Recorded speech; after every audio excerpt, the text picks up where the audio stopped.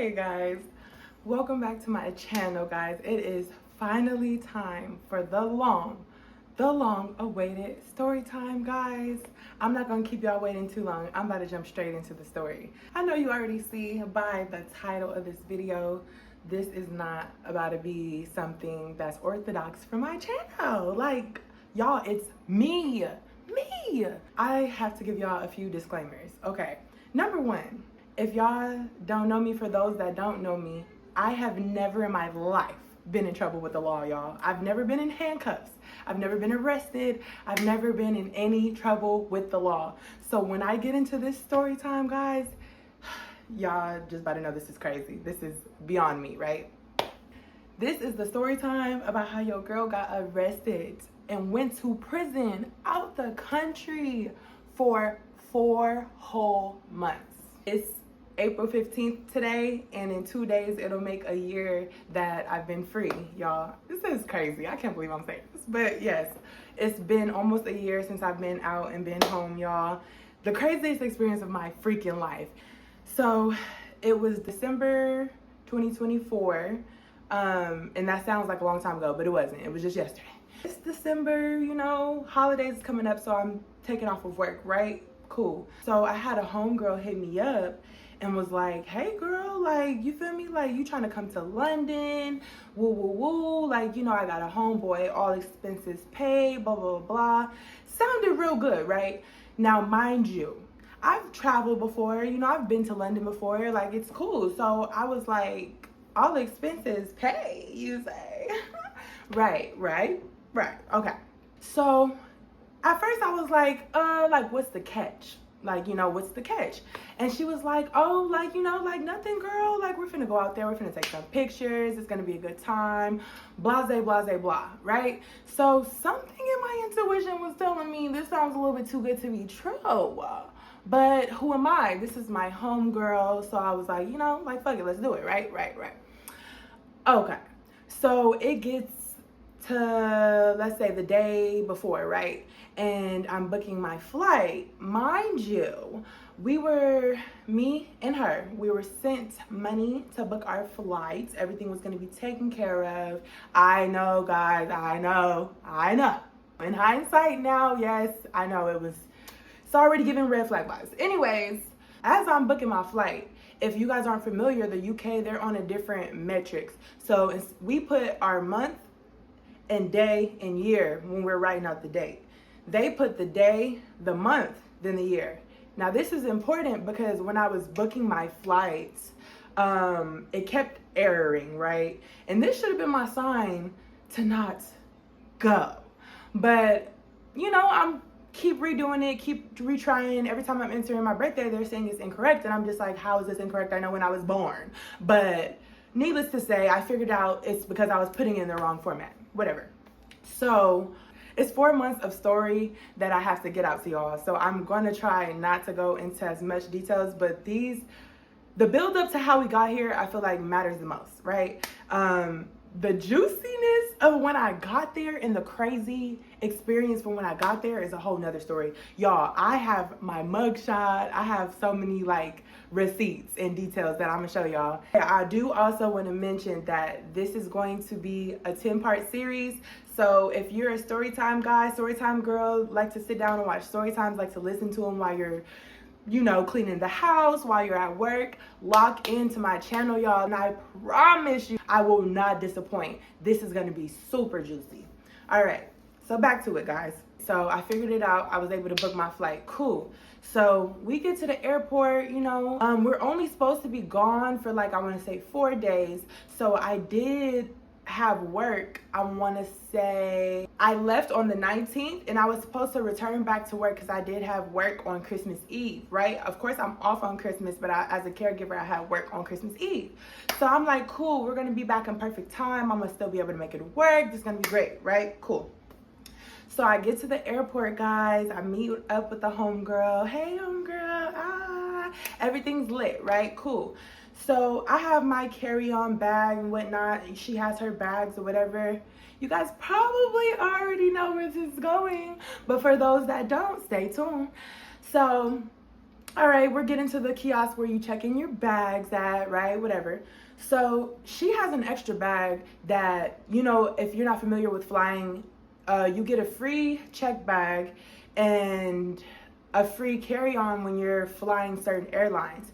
So, and then after that carry-on, after the free one, or I'm sorry, after the free check bag, you have to pay $100 extra if you have an extra bag, right?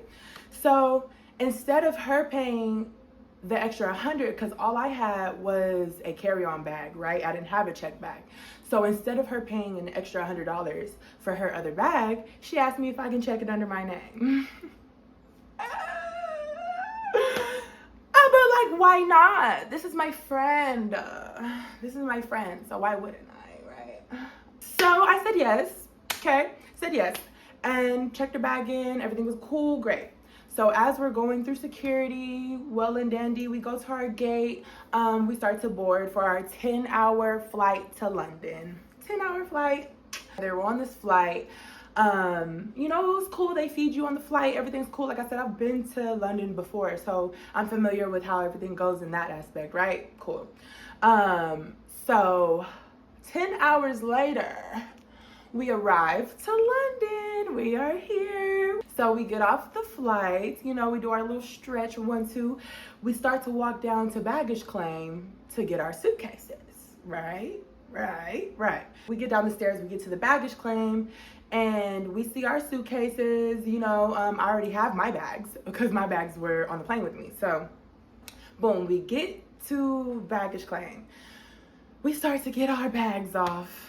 So as we're getting the bags off, I have my check bag and I have the bag, or I'm sorry, I have my carry-on bag and I have the bag that I checked for my homegirl.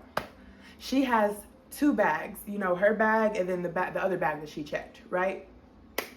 Cool. So as we're exiting, you know, you have to go through customs, anything to declare. No, you know, we just came from LA. We just have our clothes and girl stuff. So we're through customs at this point, and the exit door is like right there. I can smell the fresh UK air, right? I can smell it. So as we're about to walk out the door, I'm just so excited, you know, I'm just looking around, looking at my surroundings. I just happen to lock eyes with Border Force. This doesn't matter for any particular reason at the moment to me, but just note that. So we're almost to the exit. I'm looking around, I look back, and I lock eyes with Border Force, and I'm like, okay, whatever. He's like, excuse me, miss. And I'm just like, oh, hey. He's like, are you traveling alone? And I'm just like, oh, no. Like, me and my homegirl are out here, you know, for holiday, what have you, whatever. And he's like, oh, okay. Do you mind if I x-ray that suitcase? Sure. Like, you know, sure. Why not, right? Go for it. So I said yes. And looking back on it now, my homegirl, she was acting a little funny, but I didn't pay any mind to it at the moment. Keep that in mind. So I say yes, you know. So I head over with him to the little area that's right by the exit door, you know, where they have the tables and the x-ray machines, whatever. So he puts well, it's not my suitcase, but the suitcase that I checked. He puts it through the machine, whatever, right? And he's looking at the screen. And as he's looking at the screen, I'm looking at the screen with him, like, what are we looking at, right? So he's like, oh no, this isn't good. Right? He's fucking with me. He has to be messing with me, right? So I'm looking with him and I'm just like, what is it? Like, what are we looking at, right? And he's like, yeah, this is not good. Can you open this suitcase? And I was like, looking back at my homegirl, like, no, but that's all I said. I just said, no, I can't open the suitcase, like, because I can't. Like, I don't have the combination to open the suitcase. So he said, did you pack this suitcase? Like, is this your suitcase? And I said, no, but, like, that's all I said. Like, I'm not sure where this is going, but just know this is not mine. This is not mine, and I did not pack the suitcase. So he takes his little handy dandy necklace key that he has, and he takes my suitcase, he puts it on the little metal table, he pops it open, boom.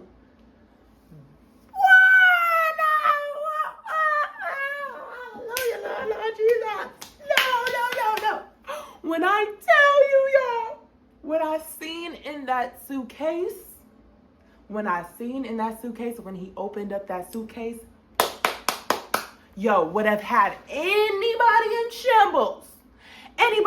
Because excuse the fuck out of me. Listen, y'all can already probably guess what I seen when he opened the suitcase. And if you don't, let me tell you. So he opens the suitcase that I checked for my sweet dear friend, and on left side, vacuum sealed marijuana. On the right side, vacuum sealed marijuana. This suitcase was full of weed. Now, put yourself in my shoes. You guys, how I felt when I seen all that weed in a suitcase that I checked. It is not legal to the country that we went to. You get me? Are you following me? So listen, I've never been in trouble with the law. I've never did anything illegal before. So I'm in shambles. I'm sweating bricks. I don't know what's about to happen, but let me continue.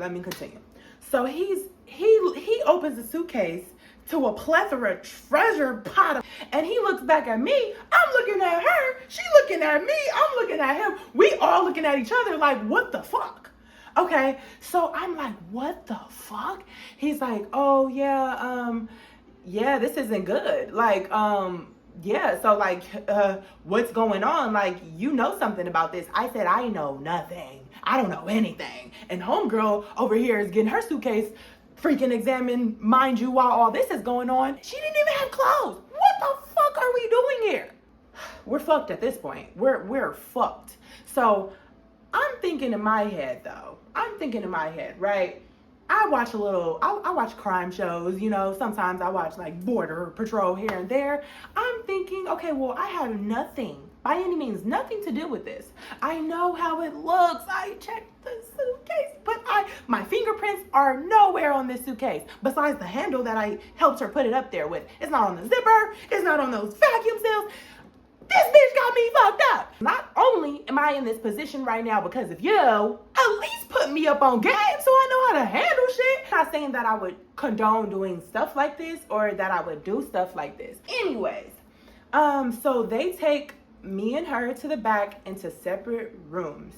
Now, when I go back to this room, I feel like high school all over again, getting called to the principal office times 10, dog. Times 10. I told y'all I've never been in trouble with the laws and I'm out the country. Bro, what? Okay, so I go back there to the room. They sit me in a seat. They're like, just give us a second for the officer to come, da-da-da-da. And I'm not going to lie, y'all. I thought that I was going to be out of there within like, maybe they were going to ship me off in the next flight back home, confiscate everything and ship me off back home. That's what I thought, right? So I'm like, oh, like how long is all of this going to take? They were like, oh yeah, it can take a minute or whatever. And I'm like, okay, well, do you think that I'll be home like by tomorrow at least? Like, you know, and I'm just considering me having to be back at work and the holidays are coming up, like, hello. So they're like, oh no, they laughed. They were like, oh no, this is gonna take at least 3 to 5 days. I said what? So I started flipping out back there, y'all. I was like, no, I'm gonna miss Christmas. Like, what the fuck, I'm gonna miss Christmas. So I started freaking out. Then you just see this officer come back there. He's like, ma'am, calm down. Ma'am, calm down. I'm like, no, I'm gonna miss Christmas. Like, I'm freaking out, right? So I've never experienced anything like this in my life, and it only got worse. Y'all, I told y'all I was there for 4 months, so you know it only got worse. Bear with me, y'all. This is 4 months of information that I have not talked about to anybody, that I'm just now letting out because I wanted to save it for a story time. So it's been a year since I've been home, and it's probably gonna be all over the place because I haven't talked about it. Well, I've thought about it, of course, but I haven't talked about it in over a year. So here we go. Okay, so I'm in the room, and once I've had my episode, realizing that I'm going to be here for like 3 to 5 days, the process starts. So an officer comes back there, tells me to strip down, booty butt naked. Very degrading. Yeah, so I did that, stripped down, booty butt naked. They examined me. I'm not a criminal. I'm not hiding anything. They made me take out all of my piercings and jewelry, and if you know me, I have a lot of piercings. Like, I have nose and TMI, because this is gonna matter later. I do have nipple piercings, and that's gonna come up later. So you know, my earrings, necklaces, toe rings, like all types of jewelry I'm having to take off. And these chegus piercings are really hard. So basically I was able to get out all of my jewelry except for one of my nipple rings and my chegus piercings. So they didn't even want to continue talking to me until I had all the jewelry out. And I had to let the lady know, like, I can't get these out. She explained it to him. They were like, okay, fine, that's fine, let's get started. The normal stuff that you see on TV that they do when they catch a criminal. You guys are not a criminal. They interrogated me, but it wasn't the full interrogation that is going to take place down the line that I'm going to tell you guys about. It was just the initial interrogation. They're asking me, like, where am I coming from? What was I doing coming here? And, you know, I explained them the same thing that I explained to you guys, but with a little bit more detail. You know, I told them, like, hey, like, yeah, like, you know, we're just, like, coming out here on holiday. Like, it was nothing more to it. Like, you know, I did not by any means expect to see what I saw, expect to see what you guys found. Like, and now I do want to mention, guys, in this whole thing, I, just being me, I did not throw anybody under the bus. I was only honest. I didn't know anything, you know, so I can't tell them like it was my homegirl. I can't tell them that it was anybody, because I didn't know who it was. I didn't know if she knew, for all that matter. You feel me? I'm pretty sure she knew. You feel me? But I'm not gonna go there. Allegedly, she knew. So they're asking me all these questions. I don't know. So after all the questions and everything wrapped up, it's getting like hours are passing at this point. And mind you, I'm gonna rewind. Before they took me back to that room, they confiscated my iPad and my phone, and they made me turn it on airplane mode, if I'm not mistaken. So I didn't have my phone or iPad at that point, of course. Boom. So once that was wrapped up, was it that same night? Yes. So then they escorted me to a room, like a holding cell that was at the border force. So I was in a border force holding cell for like hours and hours and hours. Okay guys, so after being in a holding cell and border force, I want to say for maybe it was like 4+ hours, they called me out to come into this room. I didn't even know at the time that it was my solicitor and the interrogation people. They didn't explain that to me. They just pulled me into this room. This guy was asking me questions. Who was my solicitor? A solicitor is a lawyer. So he's asking me all these questions, and so I'm just answering them honestly, and you know, he's writing his notes down. And now he tells me verbatim, the interviewer's about to come in here, and this is when I realized that he was my lawyer, because I just thought it was a guy asking me questions. So he lets me know the interrogators are about to come in here. When I put this piece of paper on my laptop, you say no comment. So he's basically trying to help me build my case or whatever, and he's telling me when these interrogators are asking me whatever, if he puts this paper up, for me to say no comment.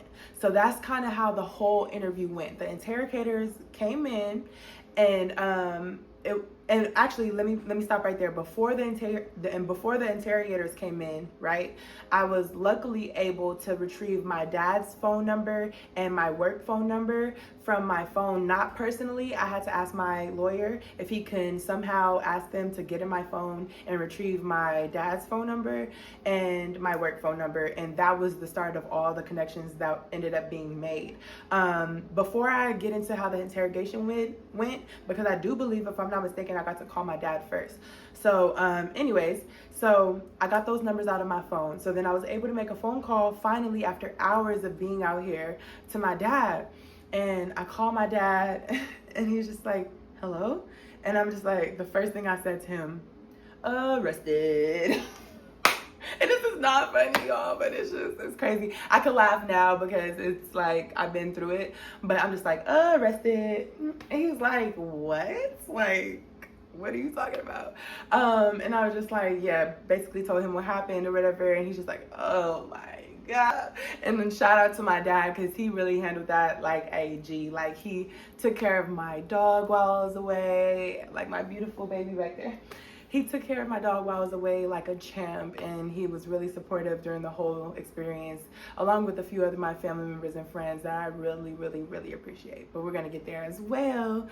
So after I talked to my dad, I gave him the number to my work and told him to reach out to them for me, and he did that as well.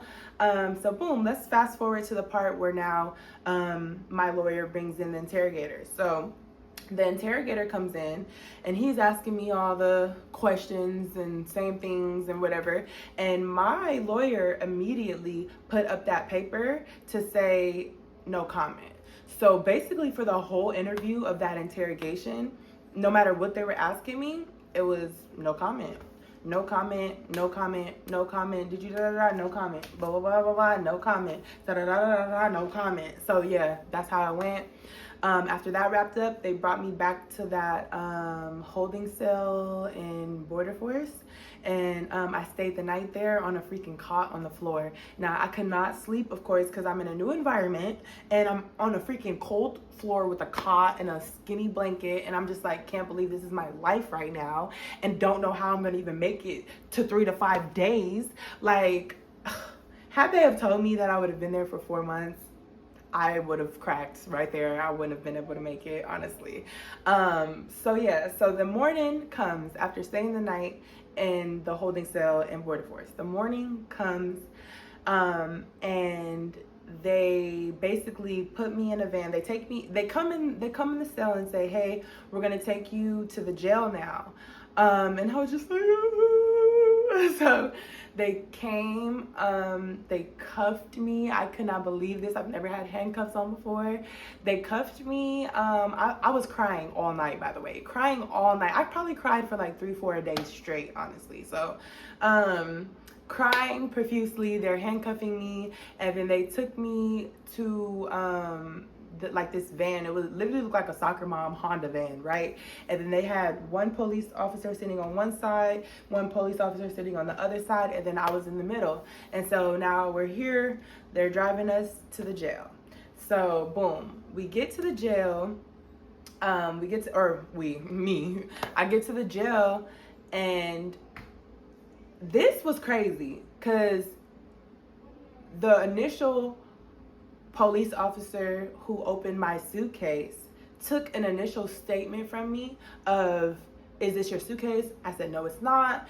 Oh, did you know what was in the suitcase? No, I did not. So when I was dropped off at that jail, that same officer had to give his report of what I said, his statement of what I said to the jail.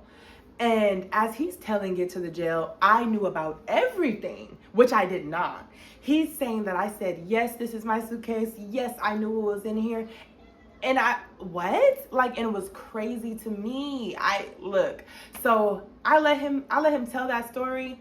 And then so once he got done, I was able to say my piece, and that I didn't agree with anything. And I don't know how this is in paperwork of me saying, yes, I said all this stuff when that's not at all what was said. So that made me a little upset. But at that point, it was only so much I can do besides correct and say my piece. The officers who dropped me there at the jail is giving the clerk all of my belongings or whatever. They're kind of giving me the rundown of what's gonna happen. They're like, yeah, you're gonna be here for like 2 days, and then they're gonna then we'll put you in contact with your lawyer. And they let me know that unfortunately there was no calling out. There was no international calls from the jail. So I was at this jail for 2.5 days without any phone calls. I was not able to reach out to anybody because I am in London. I live in the States. They do not call out from the jail internationally. So they did allow me to go grab a couple of books before they locked me in my cell for 2.5 days. Now that experience, I'm going to get into detail shortly in a second because that was totally crazy. So I go grab a couple of books because why not? I haven't read a book I don't remember the last time I've read a book. I bought books before, just don't remember the last time I've read a book from cover to cover. So what else am I gonna do? Look at four walls. I have no clue at this point what this sale is gonna look like. I just know I'm gonna grab all the entertainment that I can while I have it access to me or accessible to me. So grabbed a couple books. Now they show me to the room that I'm supposed to be being in, right? So I go in there, and mind you, the lights don't go off. So they put me in this room, they close the door. There's no windows in this room. The lights don't go off, and there's a little cot on the floor. No clock, didn't know what time it was, nothing. Just a bright ass light. And I was in there for over 50 hours straight. Hello? That was the most craziest experience in my life. So I'm sitting here on this cot. What felt like an hour passed, the first hour. You know, then I started walking back and forth, pacing the room, just thinking about everything. Then I started crying. I mean, for the whole 2.5 days that I was in that cell, not being able to shower and not being able to eat because they were bringing me literal astronaut food, bro. They had like a pasta bolognese that you mix water with and put it in the microwave. It's dehydrated pasta that you mix water with and put it in the microwave. Who's gonna eat that? Okay, that's what I thought. Okay, so really nasty food. And you know when you be crying and you're like high emotion, you already can't eat for real. So that food, and I'm already can't eat. Oh yeah, it was all bad, y'all. It was all bad. So,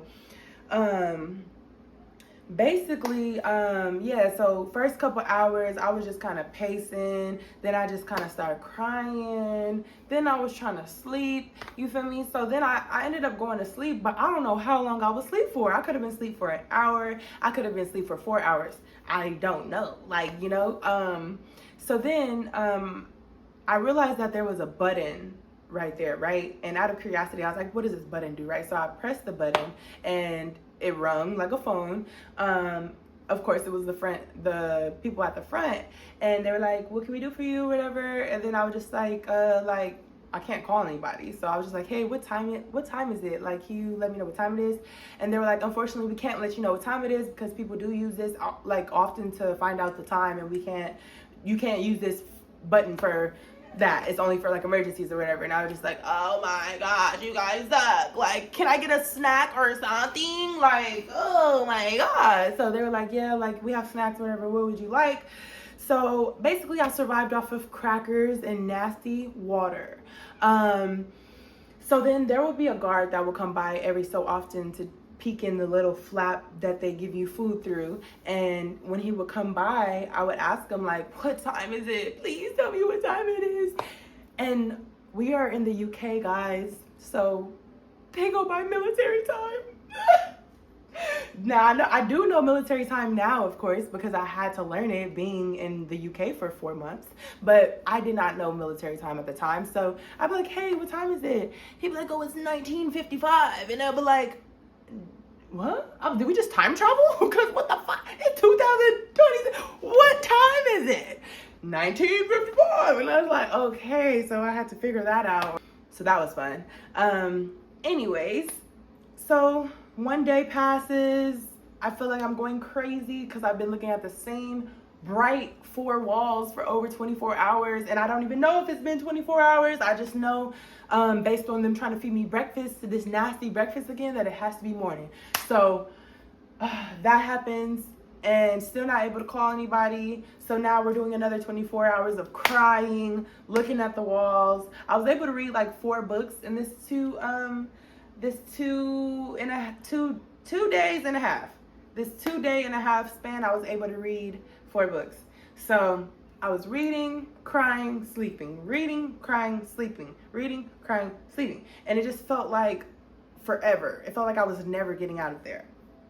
So day 3 comes. So I was in there for one half day, 1 full day, and then another half day would be day 3. So that's why I say 2.5 days. Okay, so day 3, the morning of day 3 comes. And I finally have a glimpse of hope. I hear them on the intercom in my room saying that that I have a phone call and they're gonna come get me. I'm like, a phone call? I have a phone call. Like, I was so excited. Oh, phone call. So yeah, so they said, you have a phone call. We're about to come get you, whatever. So they got me. They came and brought me to the phone room. So they have like a phone booth room. Came and brought me over there. Boom. So I get into the phone booth room and it's my lawyer, my solicitor. And I'm just like, I just broke down because he was the first person I was able to talk to that was on my side. So I just started breaking down, crying, and I was just like, I'm going crazy. Like, I need to get out of here. I'm not going to survive in here. I can't do this. I can't take it. I'm going crazy. And he's like, don't worry. We're actually coming today to get you. And honestly, I thought that meant that I was going home, guys. I thought that meant that I was going home. You want to know what this man told me? I said, oh my gosh, thank you. I said, thank you so much. Thank you. I said, so how's this gonna go? Like, you know, how am I gonna get my flight? He's like, oh, no, that will be figured out once everything is settled through court. And what are you talking about, sir? What are we talking about here? Y'all about to come and get me and take me where?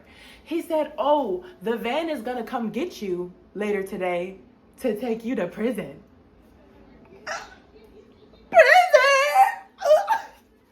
Prison? Oh. Okay, so I said, prison?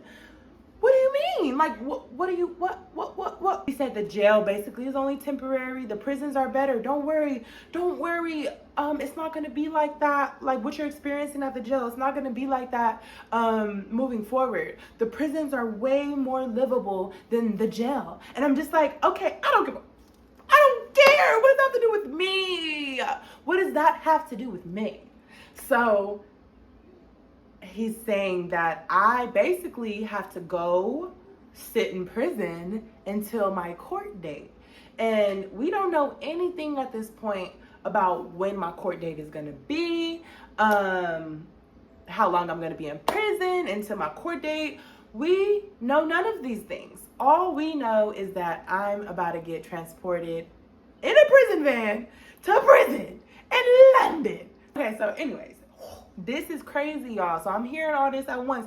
And I'm like, but honestly, that jail cell broke me down so much. I didn't even really care at the moment about where I was going. Just get me the freak up out of here. I can't do it.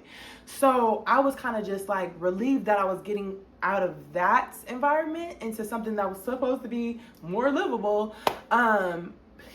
Yeah. So hours passed though, like, so I'm anxious, like I'm ready to leave. Like they said that they were coming to get me. So hours passed. I'm talking about it's almost 10 o'clock p.m. at this point, right? And yes, I learned military time quick in them couple of days. I had to learn, like, or at least had a better idea. I really picked it up towards the end. But anyways, so towards the end of day 3, they finally came to the cell door and said, Alana, I said, yeah. They said, grab your stuff. We're taking you to the prison.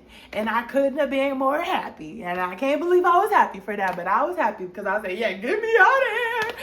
So, guys, we're going to be introducing a few different characters in this story time, and you guys are about to meet one of the first characters in this story time that's going to be throughout the whole story time. Okay, so I'm gathering my stuff, which was nothing, but I'm taking my little snacks or whatever, whatever.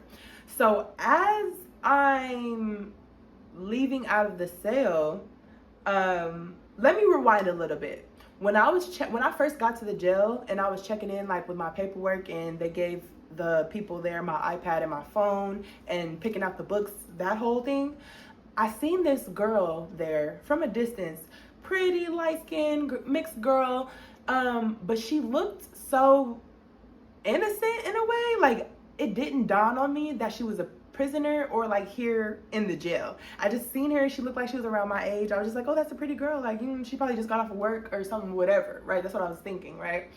So as I'm coming out of the cell to go now to the prison van, I see this old lady walking on the prison van, and the prison van, I'm gonna be making a lot of drawings in this story time, guys. So if you are listening, I advise you to save this video for later, or you can continue to listen, but I am going to be adding animations into this video.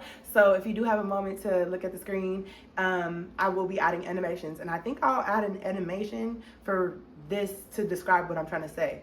So I finally get my first breath of outside air in almost 3 days, and it's on the walk to the prison van. So soon as they walk me up the stairs to the prison van, I see this old lady. She's seated in a enclosed seat. You know, you walk in, it's like a school bus, but except for it's shorter, and they have doors that close behind each seat. So this old lady I can see through a square window is sitting there. She looks about 70 something, whatever. So then I see, now I have to give her a name. I'm gonna be calling everybody by their real names in this story time. So the light-skinned girl that I had ended up seeing when I first got to the jail, the one I was like, oh, did she just get off work? She looks so cute and innocent. Yeah. She was in door 2 on the prison van. Yeah. She was in door 2 on the prison van. So as I'm walking up on there, right, I see her, and I'm like, oh shit. And then she's just like, hi. I'm like, okay, yeah, she's crazy. Noted. She crazy. But then I was just like, hi. So then they put me in the chair, the seat next to her. Obviously we're not next to each other. There's a metal wall dividing us, and there's doors closed behind both of us. But like, if I knocked on that metal wall door, she could hear the knock, and if I talk loud enough, she can also hear me. So the officer comes up to my window, and he's asking me, like, you know, how old are you? When's your date of birth? And then what's your name? How do you spell that? And I'm giving him all the information. I'm just being very straightforward, militant with everybody. I don't want no problems. So I'm being straightforward. I'm like, my name is Alana, whatever. Now, when he gets to her, oh, and when I say her, we're talking about the light-skinned girl that I seen. Her name is Kayla. So the light-skinned girl that I seen when I first got to the jail, guys, who I thought just got off of work, who looks too innocent, who I ended up seeing on the prison van, her name is Kayla. She's gonna be a huge part of this story. That is my girl now to this day. Love you, Kayla. So gotta tell y'all. Okay, so when he gets to Kayla now and asks her the questions, when's your birthday? When were you born? They told her, or she answered. She's like, November 1st, 1996 or 1997, one of those. And then they're like, okay, how old are you? She's like, you can't do the math. Mind you, y'all, she's a mixed girl who looks more white than anything. Like, her mom is white, her dad's black. She looks more white than anything, so she looks very innocent. So they're like, yeah, like, how old are you, ma'am? And then she's like, you can't do the math from my age and from the birthday that I gave you. I said, oh shit, what the shit? Like, come to find out, Kayla ain't nothing like that. Kayla is a pacifist. But it's just funny because I said, oh, her energy high. She must have did this shit before, because I don't want no smoke with none of the authorities, none of the people in charge. I'm trying to keep it cool with everybody, but she didn't give a damn. She was letting them have it. She was like, she just kept being spicy with him, and I was like, okay. So then he goes to the older lady and starts asking her the questions. And when she says her birthday and how old she is, she was a little bit older, and it just caught, I guess, me and Kayla off guard. So we kind of both at the same time was like, damn. And when we said that, we started cracking up. So it was like a damn. So we over here cracking up. And then she's like, girl, are you a Scorpio? And then I was like, yeah. She's like, me too. And I was like, what? So not us over here bantering now through the wall. So me and Kayla, we started chopping it up through the wall. We're just like, yeah, girl, this is crazy. So she's from Canada. Kayla's from Canada. And come to find out, she's here for the exact same reason that I am. Now, the circumstances before we got to the airport may have been different, but the reason why we were here in this very moment were very much the same. So we're just talking about that, and it was just crazy. Neither one of us know anything about any of this process, so we're just not trying to say too much at the same time, just trying to figure out what the fuck is going on. So boom, the prison van finally pulls and gets to the prison. It has to be like 11:30 p.m. around this time, 11:30 p.m. So we get to the prison, they offload us, one by one.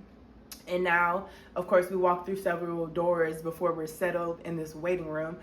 So we walk through a few different doors, and now it's me, this foreign old lady, and Kayla. And now we're seated in this waiting room. And there's a remote and there's a TV. So, of course, like, click, turn the TV on. And now me and Kayla, like, we're talking, like, back and forth like crazy. Like, like honestly, it was so crazy. It's like I've known her forever. Like, she literally was, like, somebody who I would have been homegirls with, like, in the States. Like, it was crazy. So we're just talking. And then they had came and got us and was like, hey, are you guys hungry? Like, you guys want a little snack or whatever real quick? And we were like, yeah. Like, so then let me pause real quick and preference that a lot of things that I'm going to say in this story time are going to be very unbelievable, because for a prison, I know. Trust me, I know. This for a prison was very unorthodox and nothing that I would imagine a prison to be like. Let me start there. So back to it. So they asked us if we wanted any food to eat. We said yes. So they took us from what was this waiting room. It kind of looked like your school hallway. So hallway, you're in this waiting room. So they take us out the waiting room. They take us down the hall to what would look like a PTA teacher's office, right? And then it had a deep freezer full of frozen meals. So we all got to pick like frozen meals or sandwiches or whatever we wanted. We were in there talking to the guard or whatever, and we just like making jokes. And then we just see like this freaking prisoner just walk from nowhere, come out of nowhere. Like, fuck. And then like you just see the prisoner or the officer was like, what you doing right here, Dino? Ain't you supposed to be over there? Why you over here, Dino? And Dino over here like, yo, I'm just chilling. I'm like, what is happening right now? Where are we? Anyways, so mind you, this is the introduction wing, the introduction area before we get to the induction wing. So we're in this area getting checked in or whatever. So now we got our food heated up and everything. Go back to the waiting room. And as we're eating, y'all wouldn't even believe it. They come bring us these big old, I'm talking about trash bag sacks. They're like laundry baskets, but laundry basket sacks full of knickknacks, toiletries, underwear, bras, socks, soap, like towels, loofahs, coloring books, poppets, like all types of stuff. Guys, care package, that's what I'm trying to say, guys. They gave us, all three of us, these big sacks care packages. I didn't even know that was a thing when you get to prison, but they gave all of us these care packages. And so we're all just looking through our care packages, like trading whatever, like, oh, she got a pink poppet, I want the she got a pink coloring, but I don't know, like just trading whatever. Like, if anybody who's ever been to prison, and if you haven't, that's great, but if anybody's ever been to prison, y'all already know it's like high school, middle school, all over again. So just the little things, right? So now, okay, we like, oh, like just talking about like, oh my gosh, like how do you think this is gonna go? Like, I've never been to prison before, and like Kayla's like, I've never been to prison before either. Like, so we're trying to figure out like what the fuck is about to happen right now. This is crazy. So they start to call us in to this office one by one to take our mugshots. So Kayla goes in first. She takes her mugshot. She comes back, and I can't remember if they printed out and gave us our ID cards right then and there. I can't remember if they did that or not. I think so. I don't know. But anyways, wait. I also need to tell you guys that this is only the first prison that I went to. They sent us to 2 prisons. All of us, everybody that I met that was there in London for the same offense, we were sent to one prison on remand. And then once, I guess, our court was done, whether we were sentenced or what have you, then they'd move us to a different prison. So I was at 2 prisons. I went to 2 prisons when I was there. So this is the first prison that I'm talking about, guys. Okay, so they took us to take our mug shots and gave us our ID pictures, and then we went back into the waiting room again because we came in with the older lady as well, so she had to go take care of her stuff. That lady that didn't speak English came back after taking her picture. We were kind of trying to get it out of her, like, as best as we can with a language barrier. Like, why are you here, Miss Ma'am? She has like a limp, and she's from, I don't know, she was from like Sweden or something. She was, but apparently her son put some things in her suitcase and took her on a holiday. What a good boy he is. So anyways, so now we're all done with our pictures. So now this police officer, they don't even call them police, it's like a security guard, honestly, at these jails, prison guard, whatever you want to call it.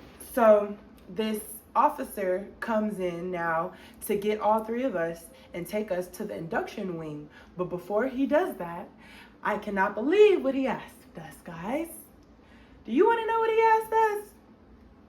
He said, do any of you guys want vapes?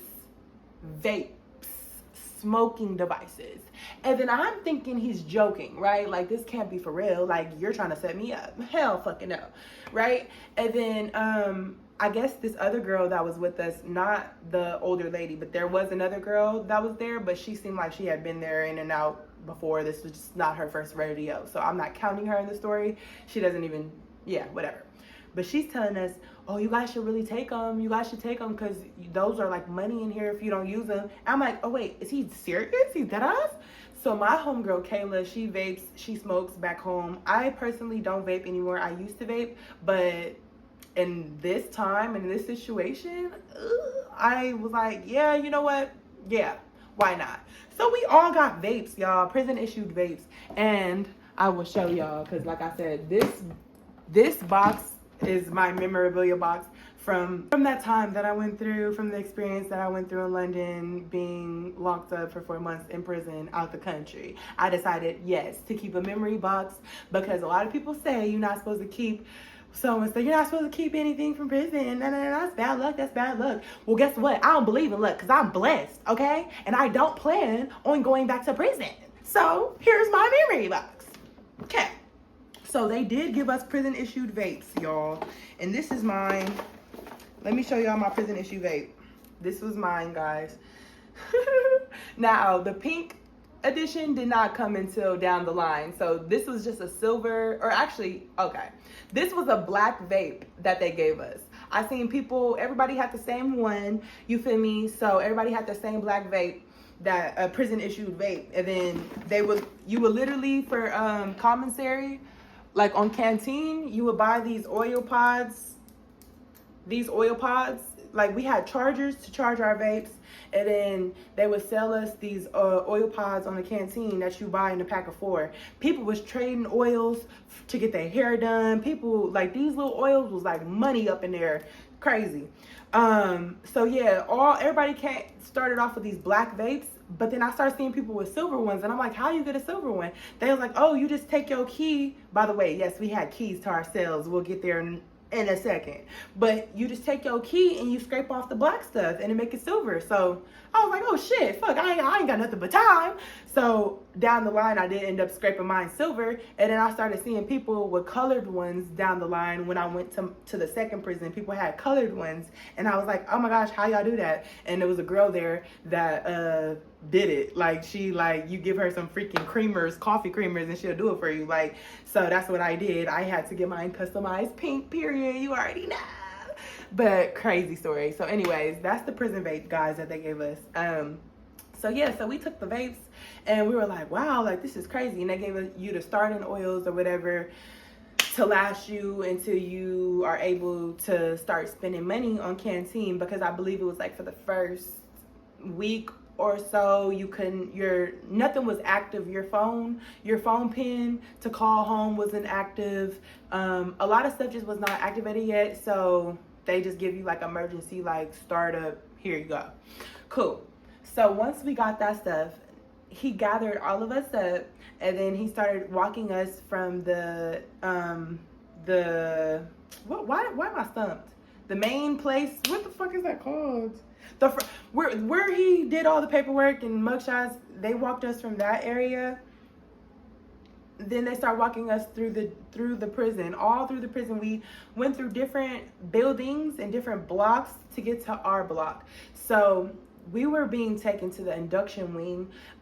We had to spend 7 days in the induction wing as first timers, so they can see how we adapt and acclimate to prison, to being in prison, because a lot of people, some people go crazy, some people try to themselves. So we had to be in this single cell induction wing until 7 days later. And by the way, this prison did have roommates, but like I said, for the first 7 days, since we were new, we had to be in single cells. So we're walking through the prison and we're just looking around. This place looks huge. It looks like a school, like a college. It looks like a college is huge. We're walking from A wing to B wing to C wing to D wing, all this stuff, right? Whatever, right? So we finally get to, it was called the Ones, and it was Cell Block 1, but not like Cell Block 1, which y'all think it is. It's like really like where they would put like the crackheads, the induction wing, and people who are recovering addicts. And so like just, yeah, and that was the induction wing, guys. If you have weed in your system or anything, they're gonna send you to the induction wing. You guys can fill in the gaps. So yeah, so anyways, so we get to the induction wing, y'all, and me and Kayla's rooms were next door to each other. So it's like 12 o'clock in the morning when we're getting to the induction wing, so nobody is outside in the foyer. By the way, when we got to the induction wing, I'm gonna put another diagram right here. Picture there's like a watch guard in the middle, and then there's a gated hallway blocks off A block. There's a gated area that blocks off B block, C block, and D block. So we're in the 1Ds right now. So we have to go in past the little tower, past ABC, and then open the gate to get into this D hallway. Now in this D hallway, there's a bottom floor and then there's a top floor. And you have everybody's rooms are like this around the foyer, and then up top like this around that foyer, that same foyer. Or quad, common space. I want to wrap up real quick with the first week, the first 7 days at the first prison that they had me at, because after the first 7 days, we were actually allowed to have roommates. So that's a whole nother story. My camera did stop recording, y'all, so my bad for the shift in lighting, but we're back to it. All right, y'all, so they ended up walking us into the Ones. As we're being put in our rooms, me and Kayla's room were next door to each other, and we as it's like 12 a.m. at this time, so the whole prison is locked up, all the common areas shut down, you know. So we did have TVs in our rooms, y'all. TVs in our rooms, yes. We had house phones, we had, of course, a bed, toilet, sink. So as I'm in my cell, I noticed my TV cord didn't work for my TV, and I'm just like, dang, like after 12 hours of, and a 10-hour plane ride, and 12 hours of dealing with everything that I've dealt with throughout that day so far, I like, the least I want to do is just lay down and watch some TV. Like, now that I actually have that option, which is crazy, y'all. It's a lot of stuff that I witnessed in these two prisons that just shouldn't even be a thing in prison, but that's a whole nother thing. But so basically, y'all, so in the cell they had this button that you can press for emergencies or whatever. So I pressed the button a few times asking about a TV cord, because I'm like, you know, there's no point in having a TV if I can't watch it. Like, so basically I'm asking them about the TV cord, and it took them, of course, hours to get back to me. And basically when they finally did get back to me, they ended up just moving me to the room over that already had the whole setup, shabam caboodle. So That night, you know, I just kind of spent watching movies, reading books, trying to get through the night. They are 8 hours ahead of us, so the time difference trying to sleep was just crazy. Like, so anyways, that morning we would all wake up.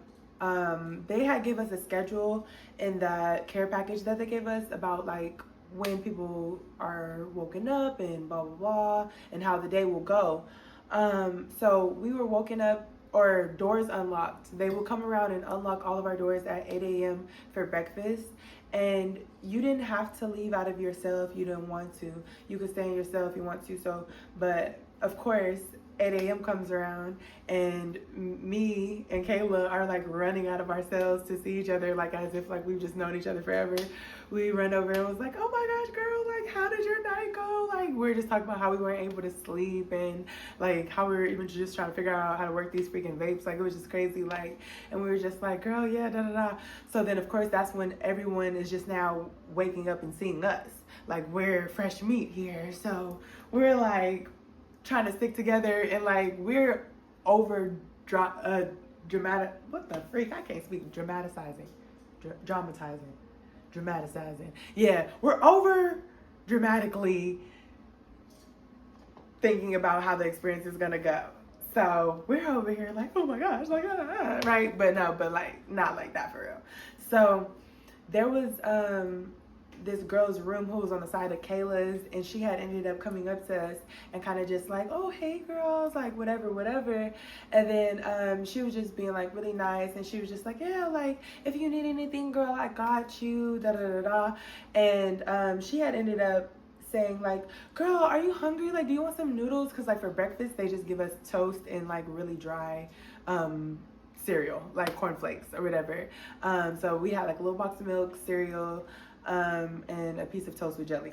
So that's what we had. She's like, are you hungry or whatever? Mind you, you're only, no, we'll get to that in a second, but let's just talk about this girl for a second. So this girl, her name is Hannah. So Hannah's like, yeah, do you want any noodles or whatever? I got noodles, got all this stuff that I got. And I'm just like, girl, I have nothing to give you in return. I watch the shows. I know how this goes. So I said, I have nothing to give you, boo. And she was like, no. Like, no, trust me. Like, no, you take this. Like, I just want you to have it and be okay. Like, I know how it is coming in, being new and da-da-da, whatever. So I was just like, So I took the noodles. And they was buzzing. Oh, let me mention that they give us water kettles to heat up our water in the room. Crazy, right? Yeah. So we all have our own water kettles to heat up our, and they give us like bowls, plates, and knives, or like butter knives and stuff like that in the induction package, in like the little care package. So I was able to have my little noodles or whatever. So, but anyways, they do wake us up, like I said, for 8 a.m. for breakfast, but if you don't have what they call movement, and movement is either you have a job there to go to or you're in classes there to go to, and you're not even allowed to be accepted in any of those classes or to be accepted for a job unless you're there for at least like 2 weeks, 3 weeks. So even if you like, yeah, whatever. So if you don't have movement, you get locked back in your room at 8:45. So 8 a.m. they unlock you for breakfast. You have that 45 minutes to either shower if you want to, go in and out of people's cells if you want to, mingle amongst each other if you want to. And mind you, the shower situation, it was pretty private, like in a sense of as if you're walking into the woman's bathroom. No door, of course. Like you're walking through a doorway as if you're walking into the woman's bathroom, and there's a bunch of stalls as if it's a public restroom stalls. You open the stall like it would be in a public restroom, and then that's the shower. Girl, I said girl, y'all, because I know this guy's watching too. Y'all, they even had a tub in there, private tub behind the stall door. Like, and it was people really using that tub. You know I was not using that dirty. No, okay, anyways. So we had shower shoes, all that. We'll get there later. So anyways, we get locked up at 8:45 because we don't have movement. We don't have jobs yet. So we get closed back into our cell all the way until 4:00 p.m. That's what they call fresh air, if you want to go outside for fresh air. So I opted in, of course, to go outside. So did Kayla. So we ended up getting out of ourselves, seeing each other again in the little common area. So excited to see each other, like, ah! So then we ended up going outside to our little corner that we walk in. So the outside area that we walk in is small and gated, and it's a combination of our D wing in the ones and C wing in the ones. The A, B, C, D wings are all gated off in the ones and separated, and there's like obviously like a officer that watches from this like room in the middle of all of them. So A and B share their outside, and C and D share their little outside corner. So we go outside for the first time, and we're like basically seeing people for the first time. This is our first day. So people are coming up to us, talking to us, so amazed by our accents. Like, we're like amazed by their accents. Like, we're like, we talk baseline. I'm from California, Bay Area to be exact. So I'm just like, I feel like I talk baseline. Like, they're like, oh my gosh, your accent. And Kayla's from Canada. So it was just a crazy experience. People, of course, are asking us, like, what are we doing here? Blah, blah, blah, blah. But it's like, none of y'all business. Like, yeah, it was just a crazy first. Of course, the first night we were there, but this would be our first day there. So the first day was just insane. People were just like so mesmerized and just like talking to us, offering us things. We've seen a lot of things even just in that first day. So I'm gonna fast forward. We come back in from being outside. We only get to be outside for like 15 minutes. So we come back inside, and then we have dinner time directly after. And at dinner, they give you like it's a good portion of food. They actually have pretty good food out there. Like they had like rice, chicken, they had like stews, they had like potatoes and fries, pastas. They had salads, sandwiches, a different mixture of food. So it was pretty cool on the food side of things. But it's just the timings that they fed us. Like at this place, it was 8 a.m. and 4 p.m. Then you don't eat again until 8 a.m. The other prison, it was 11:45 a.m. and 3 p.m. and then you didn't eat again until 11:45 a.m. the next day. Like the shit was crazy. But anyways, we have that 4 o'clock window to that 4:45 window that we eat at. So like people like play cards, bingo, like take showers, whatever you want to do. Like I said, again, intertwine in and out of people's cells. They was having parties in people's cells. Like it was crazy, y'all. Like so of course there's people that's been there longer. So some people got like radios and like whatnot, and our TVs had like music channels and stuff like that. So everybody was just kind of like doing their own thing or whatever. But again, I want to say like lockup, like the final lockup was at what time?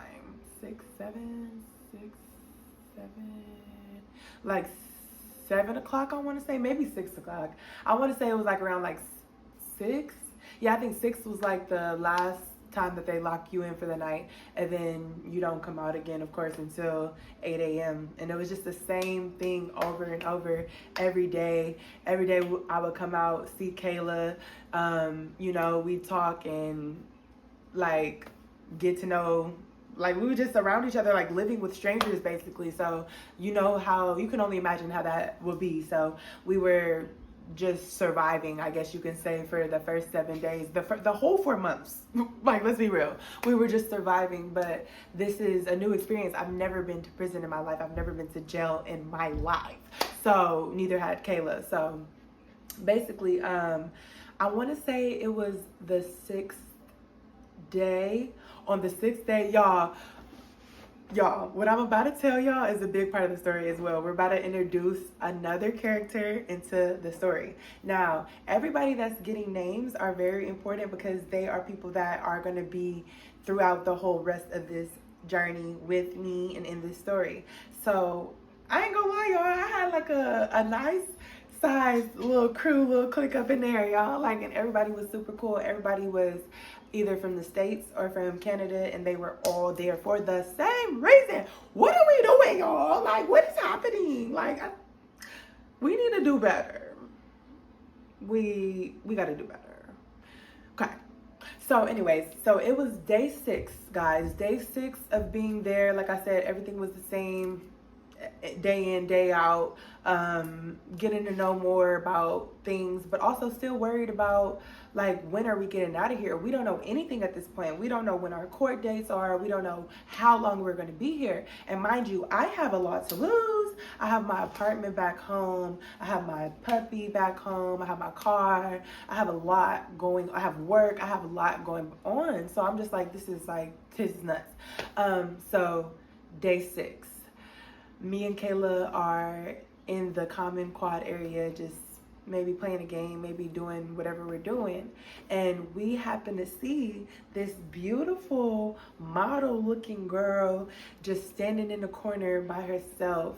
Her name is Sonia, and we didn't know that at the time, but we just see her from a distance. She's new, you know, and she looks like us when we first got there, right? So she's kind of just in the corner with her head down, just looking all sad, right?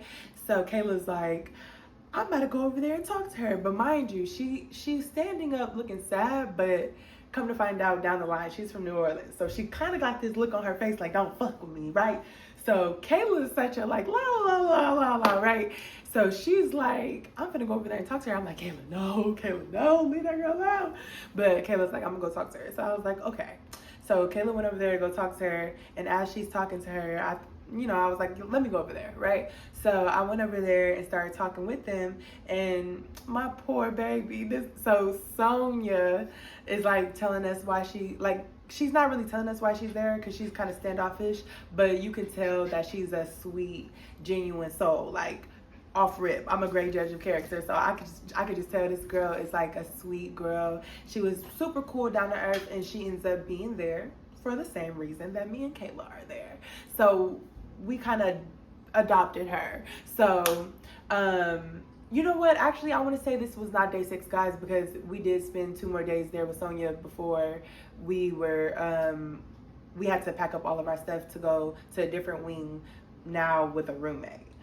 So let's say this is day 5. So day 5, we're meeting Sonia. So we're having a conversation with Sonia. Sonia's starting to open up more to us, and now it's me, Sonia, and Kayla. Now Hannah, the one who is the white girl who had gave us some noodles and some snacks and stuff like that, she's kind of trying to integrate into our little clique here and there, but she's kind of like, she's a little off, and she's a little hot-tempered, so she's kind of like all over the place. For the most part, she just wasn't included into what we had going on. Let's just be real. So it's me, Sonia, Kayla. We're, building our little like bond of like just our first time, just, this is crazy. We're out the country. And then on day 7, 2 days after we met Sonia, we're pretty like really close at this point, day 7. They came in and said that me and Kayla were being sent from 1D, where we were, to 1C. 1C is still in the ones, but it's not the induction wing anymore. Sorry, y'all. Let me get some water.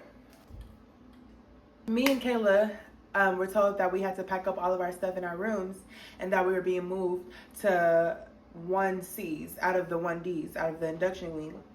So, of course, Sonia was like really sad about that. Like, she's just like, no, don't leave me.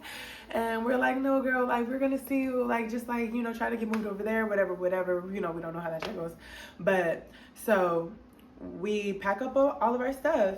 And as we're packing our stuff and like, we get everything together and we're leaving, as the officer is walking us over to 1C, we're chopping it up with the officer like, who's gonna be our roommate? Who's gonna be our roommate? Okay, guys, so I don't want to leave you guys with a cliffhanger, but I gotta do it. This is gonna be at least a 10-part series, guys, so stay tuned for each and every episode. Stay tuned for episode 2 when I tell you guys how we moved out of the single cells to having a roommate. That's about to get crazy. Stay tuned for part 2. Thanks for watching. Go trim, cut it, get it on film. 4 course meal, she ate up the drip. She wanna go through that, yeah.